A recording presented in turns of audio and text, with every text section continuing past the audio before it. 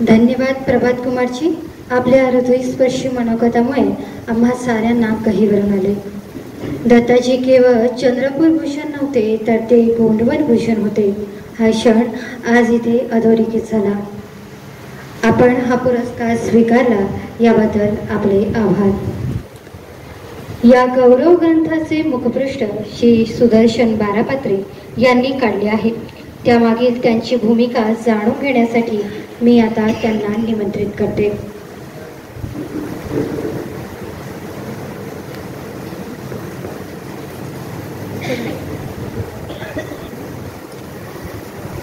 तत्पूर्वी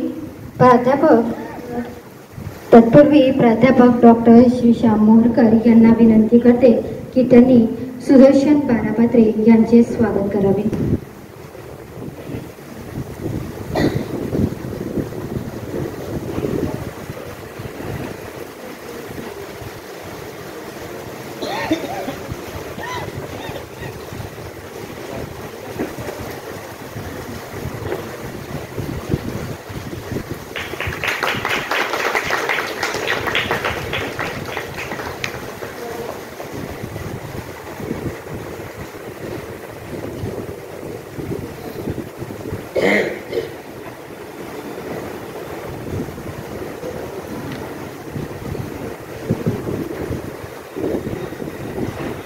आदरणीय मंच, उपस्थित आदरणीय मायबाप यांच्या साक्षीने आज मरणोत्तर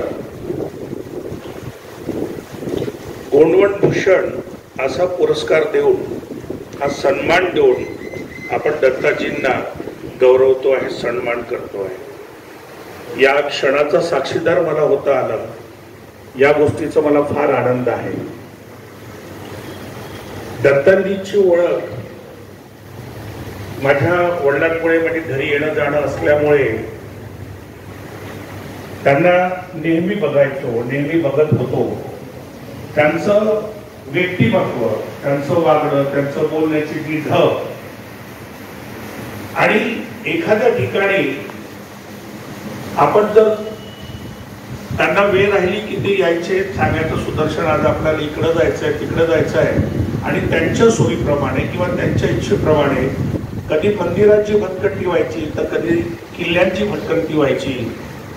आणि तिथे गेल्यानंतर एरवी न बोलणारे दत्ताजी मन भरून बोलायचे. असं वाटायचं की काय सांगतील आणि काय नाही, एवढं मन अगदी मोकळं करून करून बोलायचं. वाटायला असं वाटायचं की ते दत्ताजी ते आहे जे नेहमी सुजनच्या कार्यक्रमामध्ये मागे बसलेले असतात आणि शांत बसलेले असतात, की हे वेगळे दत्ताजी आहे. पण अण्णाजींमुळे, म्हणजे राजूरकरांमुळे हे आमचं त्रिकूट होतं जवळजवळ. माझे बाबा जे अजर राजूरकरांचं जे पुस्तक आहे पहिलं, चंद्रपूरचा इतिहास, त्यांचं मुखपृष्ठ माझ्या वडिलांचा हातचं आहे, स्वर्गीय विनायकराव पेंटर.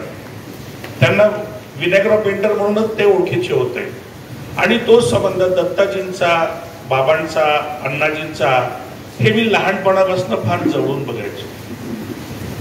जेव्हा मला अमितने सांगितलं, आशीदादांनी सांगितलं की दादा असं आपल्याला सुदर्शन असं अशा पद्धतीचं पुस्तक आपण करतोय, गौरवाचं ते आहे आणि तुला ते करायचं आहे. नेहमी ज्या पद्धतीने आपण मुखपुस्तक करतो ती थोडीशी ढब बदलवून याच्यामध्ये साधारणतः ब्राऊन कलर आणि पिवळ्या रंगांचा मी वापर करण्याचा प्रयत्न केला.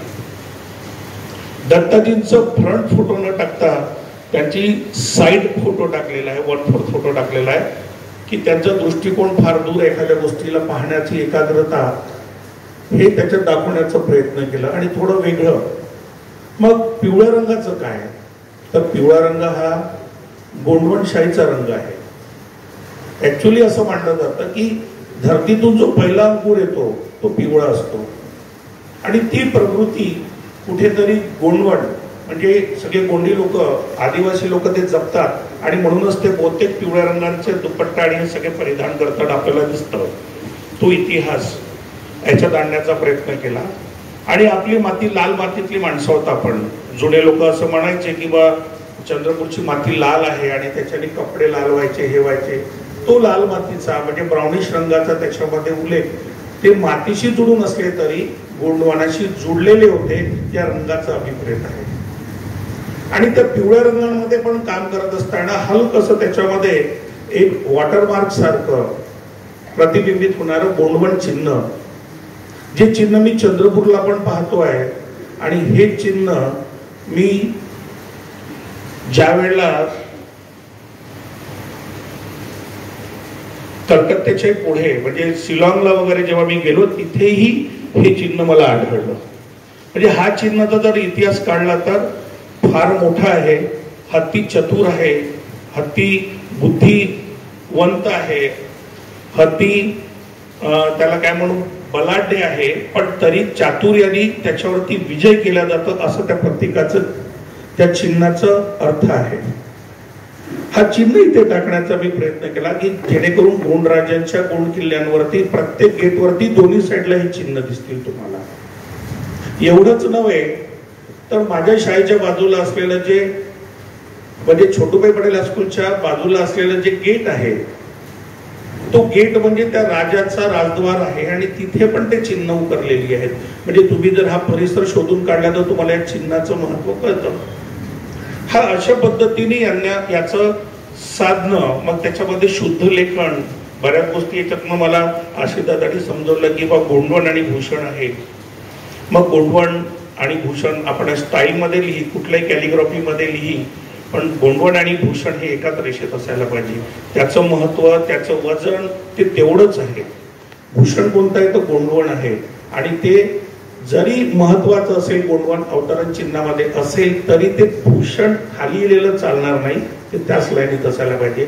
असे बऱ्याच बारकाव्यासही हे मुखपृष्ठ करण्यात आलं.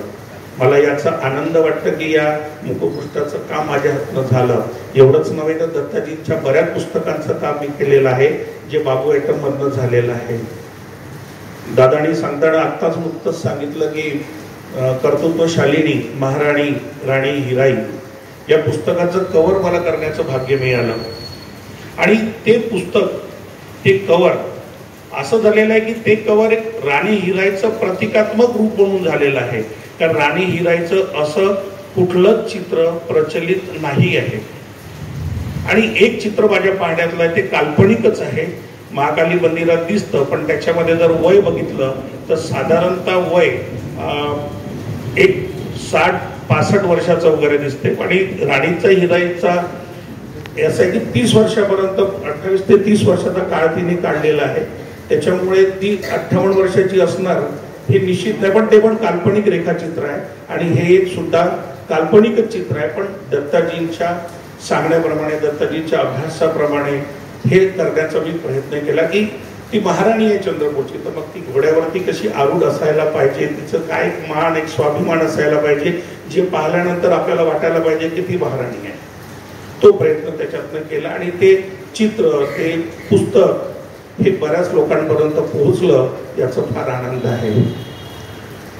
हा जरी आपण एखाद्या विषयावरती मुखपृष्ठ जरी करत असेल तरी त्याच्या मागचा अभ्यास लागतो.